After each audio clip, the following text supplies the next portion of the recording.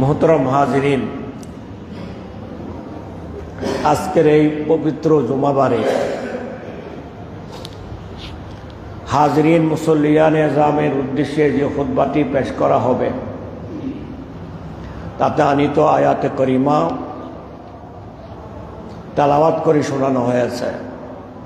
আয়াতে করিমাটি কোরআনুল করিমের সূরা লোকমান শরীফের 17 নম্বর আয়াত। এ আয়াতে আল্লাহ তাবারক ওয়া তাআলা হযরতে লোকমান আলাইহিস সালাম তার সন্তানদের উদ্দেশ্যে যে নসিহত করেছিলেন, সেই নসিহতটা আমাদের হেদায়েতের জন্য, আমাদের অনুসরণের জন্য আল্লাহ তাবারক ওয়া তাআলা কোরআনে পাকে দান করেছেন। সবাই বলি আলহামদুলিল্লাহ। আমাদের সবার জন্য অনুসরণীয় হলো আল্লাহর নবীগণ, সাহাবায়ে কেরাম, তাবিঈন, তবে তাবিঈন, গোস কুতুব আবদাল, নেককার মুমিনগণ হলো আমাদের জন্য অনুসরণীয়। এই জন্য আল্লাহ বলেছেন ওয়াত্তাবি সাবিলা মান আনাবা ইলাইয়া, আমার পথে যারা আসা যাওয়া করে সেই সমস্ত মহান ব্যক্তিদের তোমরা অনুসরণ করো, এদের অনুসরণের মধ্যে তোমাদের জন্য হেদায়েত নিহিত। তাহলে আমরা অনুসরণ করব আল্লাহর নবীকে, অনুসরণ করব সাহাবায়ে কেরামকে, অনুসরণ করব তাবিঈন, তবে তাবিঈনদেরকে, অনুসরণ করব আল্লাহর মকবুল বান্দাদেরকে। এনারা হলো হেদায়েতের মূর্ত প্রতীক। কোরআন যদি বুঝতে হয় রসুলের পাকের কাছে যাও, কোরআন যদি বুঝতে হয় সিদ্দিকে আকবরের কাছে যাও, কোরআন যদি বুঝতে হয় খুলাফায়ে রাশিদিনের কাছে যাও, সাহাবায়ে কেরামের কাছে যাও। ইনারাই প্রকৃত অর্থে কোরআন বুঝেছেন। কোরআনের রঙে ওনারা ওনাদের পবিত্র জীবনকে রাঙাইয়াছেন। ওনারা হলো কোরআন হাদিসের প্রকৃত মডেল। ইনাদেরকে তোমরা কি করো? অনুসরণ করো। আমি আপনি বা কোনো দূর দূরান্তে যাব, একজন আমাকে একটা ম্যাপ করে দিলেন, তারপরে মনের মধ্যে একটা ভয় কাজ করে। ঠিকানা দিয়েছেন, এখান থেকে এখানে যাবে, এখান থেকে এখানে যাবে, এখান থেকে তারপরে মনের মধ্যে এক প্রকার ভয় কাজ করে। কোনো প্রকার ত্রুটি বিচ্যুতি হয় কিনা, ভুলভ্রান্তি হয় কিনা, মিসগাইড হয় কিনা, বিভিন্ন প্রকারের শঙ্কা মনের মধ্যে কাজ করে। যদি বলে ঠিক আছে আমি একজন ওই পথে আসা যাওয়া করে একজন ব্যক্তি তোমার সাথে দেব,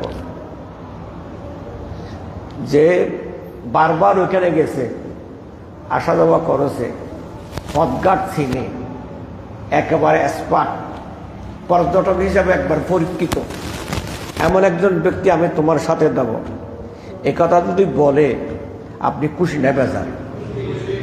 মনের মধ্যে যে শঙ্কা কাজ করছিল সেটা দূরীভূত হয়ে যাবে।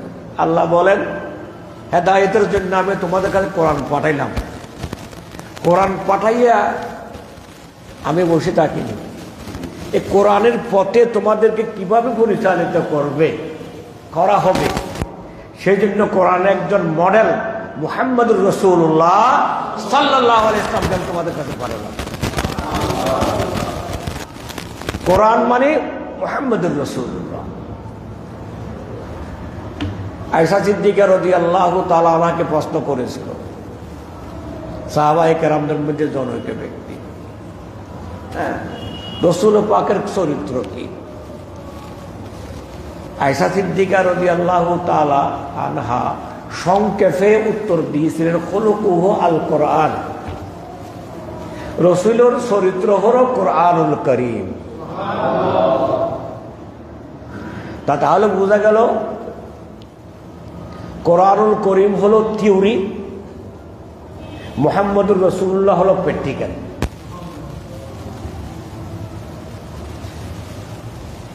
সহজে আমাদের জন্য হেদায়েতের পথে পরিচালিত যেন আমরা হতে পারি, সেজন্য আল্লাহ তাবারক ওয়া তাআলা আল্লাহর হাবিবকে আমাদের কাছে পাঠিয়েছেন। তো যাদের কপালে হেদায়েত আছে তারা হেদায়েত পেয়ে গেছে, হেদায়েত পেয়ে যাবে। যাদের কপালে হেদায়েত নেই তারা কাছে থাকলেও হেদায়েত পাবে না। আবু জাহেল কাছে ছিল, হেদায়েত পাই নাই। ওয়াইসুল করণী দূরে ছিল, এমনও ছিল, হেদায়েত পেয়ে গেছেন। হেদায়েত পাওয়ার জন্য কাছে করে বড় কিছু না, কপালে হেদায়েত থাকতে হবে। এই জন্য আল্লাহর কাছে হেদায়েত চাইতে হবে। আল্লাহ তুমি আমাকে হেদায়েত দাও, ইহদিনাস সিরাতাল মুস্তাকিম। এই জন্য আমরা প্রতিটা সূরা ফাতিহার ভিতরে আল্লাহর কাছে সিরাতুল মুস্তাকিম চাই। আর সিরাতুল মুস্তাকিম এটা আল্লাহর বড় মেহেরবান। আল্লাহ তাকে দয়া করেন, তাকে হেদায়েত দান করেন। আল্লাহু ইয়াহদি মান ইয়াশা, আল্লাহ যাকে চায় তাকে হেদায়েত দেন। তাই এর জন্য আমরা সবসময় আল্লাহর কাছে চাইব, আল্লাহ তুমি আমাকে হেদায়েতের পথে রাখো। কারণ তুমি যদি দয়া না করো, হেদায়েতের পথে থাকার কোনো সুযোগ নাই। পৃথিবীর বুকে এমন অনেক ব্যক্তি আছে, প্রথমে ইসলাম করছিল, পরবর্তীতে সে হেদায়েত থেকে ছুটে গেছে। আবার এমন অনেক ব্যক্তি আছে সারা জীবন কুফর করছিল, কপালে হেদায়েত আছে, মৃত্যুর আগে আগে হেদায়েত থেকে ছুটে গেছে। এই ধরনের নজির পৃথিবীর মুখে কম না বেশি? আল্লাহ আমাদের সবাইকে হেদায়েত নসিব করুন। আমিন। হযরত লুকমান আলাইহিস সালাম ইনি নবী নাকি বলি, এই ব্যাপারে মতভেদ আছে। তবে একটি বিষয়ে কোরআন স্পষ্ট করেছে, তিনি মুহাজির। তিনি কি কোরআন পাক ইরশাদ করেন, ওয়ালাকাদ আতাইনা লুকমানাল হিকমা আন ইশকুর লি। আমি লুকমান আলাইহিস সালামকে হিকমা দিয়েছি। হিকমা মানে জ্ঞান, জ্ঞানের ভাবনা। আমি লুকমান আলাইহিস সালামকে হিকমা দান করেছি, জ্ঞানের ভান্ডার দিয়েছি। আমি শুকর যেন তিনি আমার শুকর আদায় করেন। তাহলে বোঝা গেল যে আল্লাহর নিয়ামত পাইলে শুকর করো। কি করতে হবে? আল্লাহর নিয়ামত পাইলে শুকর করতে হবে। এই জন্য আমাদের দেশে আমাদের পূর্বপুরীরা আমাদেরকে তা শিখিয়ে গেছেন যে গরু পালন করেছে, দামি গরু, নতুন বাচ্চা দিয়েছে, প্রথম দুধ গড়ে তুলেছে। পুরোপুরিরা বলে দুধগুলো ফাতিহা দাও, বলে কি বলে না? গাছে আম ধরেছে বা গাছে কাঁঠাল ধরেছে, পুরোপুরিরা বলে প্রথম কাঁঠালটা জ্ঞান করে খাওয়া যাবে না, ওইটাকে ফাতিহা দিতে হবে। নতুবা বলে প্রথম কাঁঠালটা আমি আমার পীর মুর্শিদের জন্য হাদিয়া করাবো। কথা ঠিক না? এটাকে বলা হয় শুকর। এটা আমাদেরকে বুড়া-বুড়িরা শিখিয়েছেন আল্লাহর শুকর কিভাবে করতে হবে। তো ওই যে মনে করেন একটা নতুন জিনিস পাইলাম, আমি সূরা ফাতিহা পড়লাম, সূরা ইখলাস পড়লাম, অন্যান্য সূরা পড়লাম, দরুদ শরীফ পড়লাম, তারপর হাতটা তুললাম, আল্লাহর কাছে ক্ষমা চাইলাম, যা কিছু পড়লাম এগুলো আমার বুজুর্গানের দিনের রুহে পৌঁছিয়ে দিলাম। তারপর আমার কাছে চাইলাম, আল্লাহ তুমি আমার নিয়ামত দিয়েছ, তোমার শুকর আদায় করছি, শুকরিয়া কবুল করো, তুমি নিয়ামত আমার জন্য আরো বাড়িয়ে দাও। কথা এইভাবে না, এভাবে তো আমরা করি। এই তরিকাটা আমাদেরকে আমাদের মুরব্বীরা শিখিয়েছেন, ওনারা প্র্যাকটিক্যালি করে আমাদেরকে দেখিয়েছেন আল্লাহর শুকর কিভাবে করতে হয়। কিন্তু অধুনা ওই পদ্ধতিটা যেন আমরা না করি, আল্লাহর শুকর যেন আদায় না করি, তখন আমরা আমাদের এই কাজের বিরুদ্ধে ফতোয়া শুরু করে দিয়েছে। এগুলো হলো পাঠ্যসূচি, এগুলো হলো খাদ্য সূচনা। কথা বলে কে বলে না? এগুলো বলে বলে কাজটা না করার জন্য আমাদেরকে বাধা দিতেছে। তাহলে আল্লাহর শুকর আল্লাহর বান্দা করতেছে, আর কিছু বান্দা আল্লাহর শুকর জন্য আমরা না করি, আমাদের মধ্যে বাধা সৃষ্টি করতেছে। কথাটা ঠিক না? শুকর করলে নিয়ামত বাড়ে না কমে? নাই, সকলের কোন ভাব শুকর আদায় করো, আমি আল্লাহ তোমার জন্য নিয়ামত বাড়িয়ে দেব। শুকর আমরা করি না, আল্লাহ নিয়ামত কমিয়ে দিচ্ছে। আগে যেভাবে গাছে নারিকেল ধরত, এখন ধরেনি। আমার পরে না হলে 20-50টা নারিকেল গাছ একেবারে সব তুলছি, শেষ, নারিকেল ধরে না। আম গাছে আম ধরে না, ধরেনি, ধরে না, ভালো মতো আম ধরে না। আগে যেভাবে আম ধরতো গ্রাম বাংলায়, এখন আম ধরে, আম ধরে না, ফল ফলাদি আসে না। কেন আসবে? আল্লাহ বলেন যে তোদের মুরব্বীরা তো এগুলো খাওয়ার পরে শুকর করত, আর তোরা এখন বেদাত করে শুকরিয়ার পদ্ধতিটা বন্ধ করে দিয়েছিস। এই জন্য আমি আমার নিয়ামত বন্ধ করে দিয়েছি, কমিয়ে দিতেছি। মানুষের সংখ্যা বাড়ছে, চাহিদা বাড়ছে, কিন্তু আমি প্রোডাকশন কমিয়ে দিয়েছি, যার কারণে দ্রব্যমূল্যের দাম বাড়তেছে।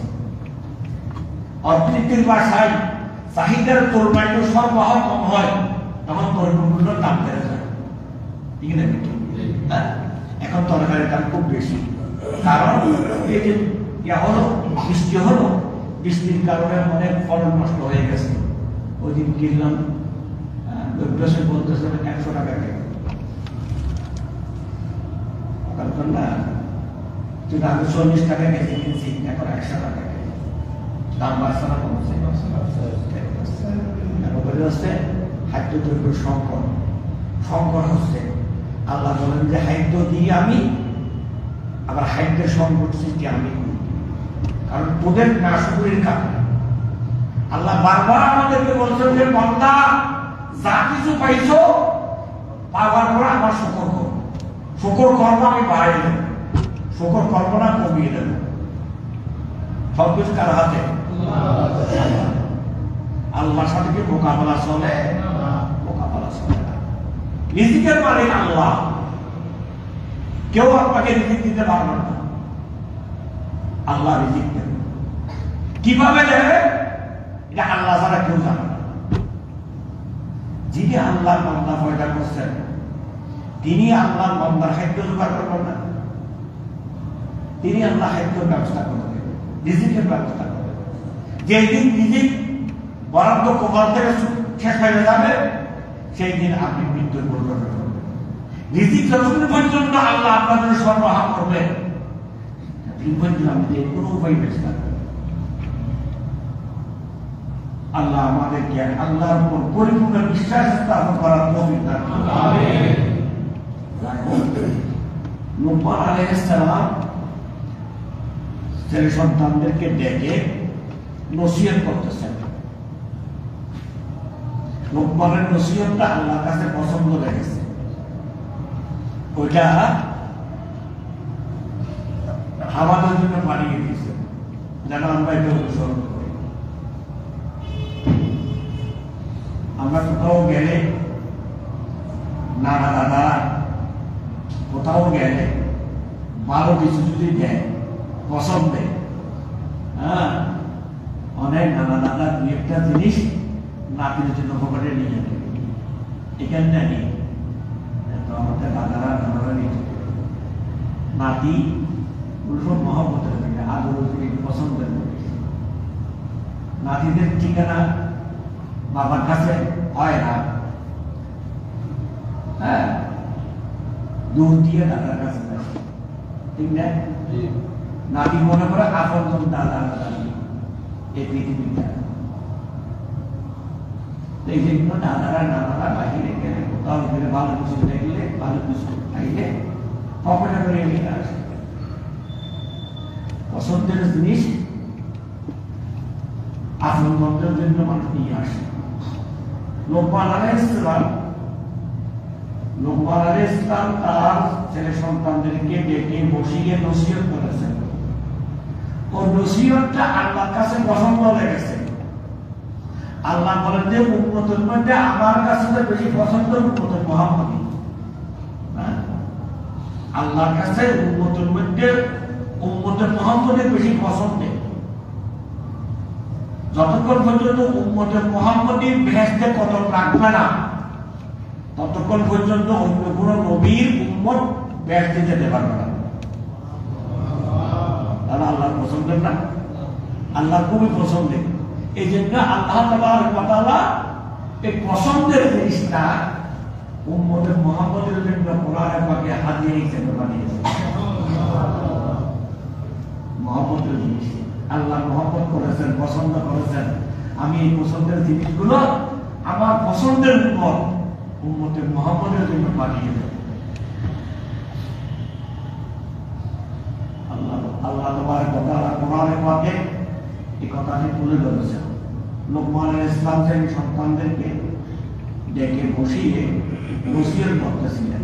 নসিহতের ভাষা হলো ইয়া বুনাইয়া, হে আমার প্রিয় বৎস, হে আমার ফলা ভাই, আকিমিস সালাহ, নামাজ পড়িও। কি করিও? সর্বপ্রথম নসিহত কি? নামাজ পড়িও। রাসূল পাকের নসিহত করতেছে ছেলে সন্তানদের 7 বছর হয় নামাজের তালিম, 10 বছর হলে না পড়লে মানিও, ঠিক না? 7 বছর হলে নামাজের তালিম দিও। তালিম কি? আসার সময় ফোলা নিয়ে আসবেন। ফোলা উপস্বাক্ষর হয়, নিজে নিজে ফেসাদ পায়খানা করার মতো যদি কি পোশাক্ষর পয়দা হয়, এই যে মুসলমান নির্ধারণ করে দিয়েছে তাহলে এর নিচেগুলো আমরা দরকার নেই, এর নিচেগুলো বুঝবে না। গোসল বয়স কত? 7 বছর। 7 বছর হলে নামাজ গিয়ে তো তালিমে কিভাবে কি হবে? মুখে এটা একটা তালিম, কাজে ওটা একটা তালিম, ঠিক না? কথা এবং কাজে। আপনি আসার সময় নিয়ে আসলেন, সুন্দর সন্তর্কে বলাইয়া নিয়ে আসলেন, হ্যাঁ, আপনি নামাজ পড়তেন, আম্মু তুমি আমার মতো নামাজ পড়ো। আপনাকে দেখে দেখে দেখে দেখে সেও প্রথম চিন্তা করবে, করতে করতে শিখবে, করতে করতে শিখবে। এটা হল তালিম। তাহলে আমরা যারা বাবারা মারা আছি, আমাদের জন্য সর্বপ্রথম সেই সন্তানদের উদ্দেশ্যে তালিম হলো কিসের? নামাজের। আকিমিস সালাহ, নামাজ কায়েম করিবে। ওয়া'মুর বিল মারুফ ওয়া নাহি আনিল মুনকার, সৎ কাজে ডাকিও, অসৎ কাজে বাধা দিও। সৎ কাজে ডাকিও, অসৎ কাজে বাধা দিও। কেন? ওয়াসবির আলা মা আসাবা, মুসিবতে ধৈর্য ধারণ করিও, মুসিবতে ধৈর্য ধারণ করিও। ইন্না যালিকা মিন আযমিল উমুর, যে নসিহতগুলো করলাম এগুলো প্র্যাকটিক্যাল জীবনে কায়েম করার বেলায় ধৈর্যের বিষয় আছে। কি আছে? ধৈর্যের বিষয় আছে। কেমন ধৈর্য? নামাজ পড়তে আসতেছেন, বন্ধু বল সন্না ফুটবল খেলা থাকবে, আপনি বলতেছেন না ফুটবল থাকুক, যা আছে তা পাইবো, আগে নামাজ শুরু। এ কথা বলার জন্য ধৈর্য দরকার আছে কি নেই? আছে। অনেক ব্যস্ততা বলতেছেন যে নামাজ পড়বইও, নফস বলতেছে এখন ফরিও না, ঈমান বলতেছে তুমি এখন ফরো। নফসের বাধাকে আপনি ডিঙ্গিয়ে ঈমানের দাবি ফিল আপ করবার জন্য আপনি মসজিদে এসে নামাজ পড়লেন, এখানে ধৈর্যের প্রয়োজন আছে কি আছে? মানুষকে সৎ কাজে আহ্বান করলে এখানে অনেক প্রকার বাধা আসে।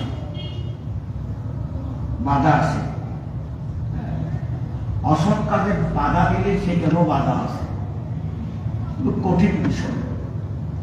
রাসূল পাক 40 বছর পর্যন্ত কাফের মুশরিকদের কাছে আলামী ছিল। কি ছিল? আলামী। এরা এদেরকে বিশ্বাস করতো না, জিনিসপত্র কারোর কাছে আমানত রাখতো না। ওরা এদের রাসূল পাকের কাছে এসে আমানত রাখতেন। ওদের ভাষায় মুহাম্মদ সাল্লাল্লাহু আলাইহি ওয়াসাল্লাম তিনি আলামী, অত্যন্ত বিশ্বস্ত, যে যা ওনার কাছে আমানত রাখে হুবহু তার ফেরত পাওয়া যায়। ওরা আবু জাহেলকে বিশ্বাস করে না, আবু জাহেল সমাজের নেতা। আবু লাহাবকে বিশ্বাস করে না, আবু লাহাব সমাজের কর্তা। অনেক বড় বড় কর্তারা আছে, কাউকে বিশ্বাস করে না। ওরা উপরে এসে আল্লাহর হাবিবের কাছে আমানত রাখত আর বলতো এই সমাজে কাউকে বিশ্বাস করা যায় না, বিশ্বাসের একটি জায়গা, তিনি হলেন মুহাম্মদুর রাসূলুল্লাহ। 40 বছর পার হওয়ার পরে যখন আল্লাহ রাসূল বললেন আসুন, প্রকৃতি অনেক হয়ে গেছে, লাখ মারা পূজা করেছ, এগুলো পূজার হকদার না, এগুলো পূজার হকদার না। অনেককে খোদা মেনেছ, আল্লাহ বলেছ, অনেকে দেবতা মেনেছ, এরা তোমাদের কোনো কল্যাণ করতে পারবে না। তোমাদেরকে কল্যাণ করতে পারবেন তিনি বলে লা ইলাহা ইল্লাল্লাহ, এক আল্লাহ বিশ্বাসী হোক, লা ইলাহা ইল্লাল্লাহ বলো, আর বলো মুহাম্মাদুর রাসূলুল্লাহ। আমি তোমাদের আল্লাহর পক্ষ থেকে এই পয়গাম আমি নিয়ে এসেছি, আমাকে বিশ্বাস করো। এই কথা, এই সত্যের আওয়াজ যখন তিনি তুললেন, চতুর্দিক থেকে বাধা শুরু হলো, ঠিক না? তাহলে সত্য কথা বলতে গেলে বাধা আসবে কি আসবে না?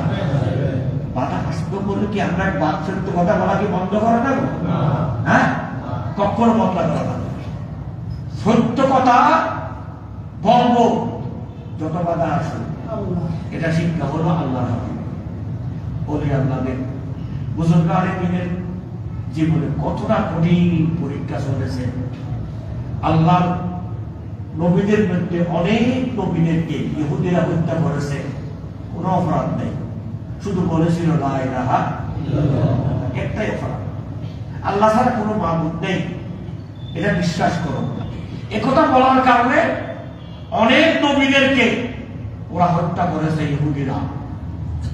তাহলে বোঝা গেল সত্য কথা যখন বলতে যাবেন, মিথ্যা কথা থেকে মানুষকে যখন বারণ করবেন, অসৎ কাজ থেকে যখন মানুষকে বাধা দেবেন, তখন বিভিন্ন প্রকারের হামলা মামলা, বিভিন্ন প্রকারের বাধা, বিভিন্ন প্রকারের সমস্যা আপনার সামনে এসে হাজির হবে। কিন্তু এই সমস্যাগুলো মোকাবেলা করবার জন্য ধৈর্যের প্রয়োজন আছে কিনা? এই জন্য আল্লাহ তাবারক ওয়া তাআলা বলেন, বান্দা আমি যে কথাগুলো তুলে ধরছি তোমাদের সামনে, এগুলো যদি পালন করতে যাও মুসিবত আসবে, আর এই মুসিবত মোকাবেলা করার জন্য একমাত্র হাতিয়ার হলো সালাত, ধৈর্য। ওয়াসবির আলা মা আসাবা, মুসিবতের পাহাড় আসবে, ধৈর্য ধরো। ধৈর্য ধরলে ধৈর্যের সামনে সবাই পরাজিত হতে পারবে, কিন্তু ধৈর্য ধরবার বলছি কিন্তু এটা কঠিন জিনিস। ধৈর্য যে কেউ ধরতে পারবে না। কোরআনের ভাষায় যেটা বলা হচ্ছে এটা কঠিন বিষয়, অনেক বিষয় আছে, সবচেয়ে কঠিন বিষয় হলো, কঠিন কাজ হলো ধৈর্য। ধৈর্য ধরতে হবে, ঠিক না? আমরা কারণ মাঠে গেলে 45 মিনিট চলে যাওয়ার পরে যদি আর 15 মিনিট দিত, বলে কি বলে না? হ্যাঁ, ক্রিকেট খেলার সমস্ত কিছু শেষ হয়ে যাওয়ার পরেও তারপর ক্রিকেট খেলার প্রতি আর কিছু বসতে পারতাম, ঠিক না? এখানে দৈত্য ছুটি ঘটে না, দৈত্য ছুটি করে মসজিদে। ইমাম সাহেব যদি 5 মিনিট দেরি করে সবাই পরিস্থিতি দেখতে থাকে, হ্যাঁ ঠিক না? 5 মিনিট দেরি হচ্ছে, কিছু বলে না। আমি এখানকার মুসল্লিরা সবাই কি যত বেশি বসতে পারে তত বেশি খুশি। বিভিন্ন মসজিদের কথা বলতেছে, অনেক ইমামের চাকরি চলে গেছে 5 মিনিট দেরি হয়েছে, ঠিক না? অনেক মসজিদের চাকরি চলে গেছে সত্য কথা বলতে গিয়ে। সুদের কথা বলেছে, সুদীরা রাগ করেছে, ঘুষের কথা বলেছে, ঘুষখোররা রাগ করেছে। তখন ঘুষখোররা তো বড় ঘুষাওয়ালা কমিটিকে বলে দিয়েছে তোমাকে বিদায় করো, কি এটা ভালো না, এটা সোনার পা, এটা এমন, এটা তেমন বিভিন্ন ইস্যু দাঁড় করাইয়া ওই ইমামের চাকরি নট করে দেয়। কথা ঠিক না? হ্যাঁ, এটা হলো বর্তমান সমাজ চিত্র। কিন্তু আল্লাহ বলেন যে সমাজ যেদিকে যা তুমি সেদিকে যাইও না, তুমি আমার দিকে আসো, আমি যেটা বলি সেটা মেনে চলো। কারো হাতে তোমার রিজিক নেই, রিজিক আমি আল্লাহর কুদরতের হাতে। তুমি মনে করতেছো যে তোমার চাকরি চলে গেলে তুমি অভাবে করবা, মানুষের উপর ভরসা করিও না, আমার উপর ভরসা করো। তাওয়াক্কাল তো আল্লাহ। আমি আল্লাহ যেহেতু তোমার খালেক, আমি আল্লাহ তোমার রিজিকের ব্যবস্থা করব। তবে বিশ্বাস থাকতে হবে। তো তোমার তো বিশ্বাস মানুষের পকেটের উপর, তোমার তো বিশ্বাস তো আল্লাহর উপর নেই। সেই জন্য তুমি ও আবার আসো, আল্লাহর উপর ভরসা করো। আল্লাহ তোমার তোমার দুটো রিজিকের ব্যবস্থা করে দেবে। তাহলে আমাদের ভরসা থাকবে তার উপর, আল্লাহর উপর তাওয়াক্কুল করতে হবে। তাওয়াক্কুল কিভাবে? হাত পা গুটিয়ে ঘরে বসে থাকে না। অনেকে হাত পা গুটিয়ে ঘরে বসে থাকে, কিছু করবে না, অলস জীবন যাপন। কি রে, অলস জীবন যাপন করছে, কিছু কর না, খাবি কেমনে? তা আল্লাহ আমার রাজ্জাক, আমার রিজিকের ব্যবস্থা আল্লাহ করবেন। আল্লাহর উপর তাওয়াক্কুল করে বসে আছি, এটিকে আসল তাওয়াক্কুল? তাওয়াক্কুল কি? আপনার একটা জমি আছে, জমিতে আপনি হাল দিলেন, চাষাবাদ করলেন, সময়ে সময়ে আপনি যা কিছু দরকার তা কিছু করলেন, যেগুলো আপনার দায়িত্ব আপনি করলেন। করার পরে ফলন, ফলন এটা দেবে কে? কিন্তু যা আপনার তা আপনার করতে হবে। করার পরে এবার তাওয়াক্কুল করেন, আল্লাহ যা আমার করণীয় আছে, সাইবিনা যা আমার করণীয় আছে আমি তা করে ফেলেছি। এখন ওই গাছের ফলন কতটুকু আসবে কি আসবে না, এটা আমার এখতিয়ার নেই, আসেনি? হ্যাঁ, আমার এখতিয়ার নেই। আল্লাহ আমি আমার দায়িত্ব শেষ করলাম, এখন ফলন দেওয়ার ইচ্ছা তোমার। এটার উপর তাওয়াক্কুল হবে ওই জায়গায়, কোনো চাকরি বাকরি না করিয়া, কোনো ক্ষেত খামার না করিয়া, চাষবাস না করিয়া, কিছু না করিয়া অনজীবন যাপন করে যদি বসে আপনি বলেন আল্লাহর উপর তাওয়াক্কুল, এটাকে তাওয়াক্কুল বলে না। এটাকে তাওয়াক্কুল বলে আপনি আপনার কাজ শেষ করবেন, এরপর আপনি তাওয়াক্কুল করবেন আল্লাহর উপর। আল্লাহ তাবারক ওয়া তাআলা আপনার জন্য রিজিকের ব্যবস্থা করে দেন। মোহতরম হাজিরিন, এখন কথা হলো যে আল্লাহ তাবারক ওয়া তাআলা বলছেন তোমরা তোমাদের সন্তানদেরকে প্রথম তালিম দিবা কিসের? নামাজের তালিম দিবা। নামাজ এমন একটি ইবাদত যে ইবাদতের মধ্যে আপনি আপনার জীবনের সবকিছু খুঁজে পাবেন, সবকিছু খুঁজে পাবেন। এমন একটু জানে ইবাদত, আপনি চিকিৎসা বিজ্ঞানীরা যদি তার চিকিৎসা বিজ্ঞানের আলোকে নামাজ যদি রিসার্চ করে ওখান থেকে অনেক অনেক রেজাল্ট ওরা বের করে আনতে পারবে। সমাজ বিজ্ঞানীরা নামাজকে যদি রিসার্চ করে ওরা সামাজিক অনেক আহমিয়ত, অনেক প্রভাবের বিষয়টি বের করে আনতে পারবে। যারা ধর্মীয় কর্তা, তারা ধর্মীয় দৃষ্টিকোণ থেকে নামাজকে যদি রিসার্চ করে সেই নামাজ থেকে তারা ঈমানের নূর বের করে আনতে পারবে। এই নামাজের মধ্যে আল্লাহ তাবারক ওয়া তাআলা এমন কিছু রেখেছেন। আর তাছাড়া আল্লাহ তাবারক ওয়া তাআলা আমাদেরকে রোজা দিয়েছেন। রোজার নির্দেশ এসেছে জমিনে। কোথায়? জমিনে আল্লাহ পাঠিয়ে দিয়েছেন জিবরিল, আমার বান্দাদের জন্য রোজার বিধান নিয়ে যাও। জিবরিল নিয়ে এনেছেন। জিবরিল, আমার বান্দাদের জন্য যাকাতের বিধান নিয়ে যাও। জিবরিল নিয়ে এনেছেন। জিবরিল, আমার বান্দাদের জন্য হজের বিধান নিয়ে যাও। জিবরিল নিয়ে এনেছেন। জিবরিল, আমার বান্দাদের জন্য জিহাদের বিধান নিয়ে যাও। নিয়ে এনেছেন।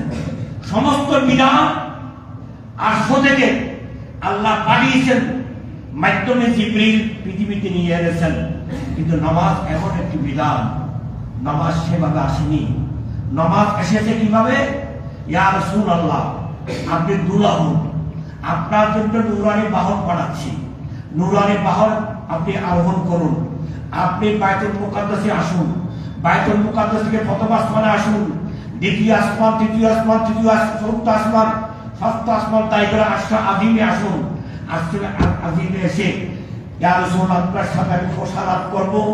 ফসালাত করার পরে ইয়া রাসূলুল্লাহ, আমি আপনার উম্মতের জন্য একটি হাদিয়া পাঠাবো, যে হাদিয়ার নাম হবে সালাত। সবাই সুবহানাল্লাহ। তাহলে সালাতের বিধান জিবরিল পৃথিবীতে নিয়ে আনেনি। সালাতের বিধান দেওয়ার জন্য আল্লাহ তার হাবিবকে দুলাবারে আসে আযীমে নিয়ে গেছেন। ওখানে আল্লাহ তাআলা তার হাবিবকে নামাজের হাদিয়া দিয়েছেন। কেন দিয়েছেন? আল্লাহ, তুমি আমাকে খুব ভালোবাসো, আলহামদুলিল্লাহ।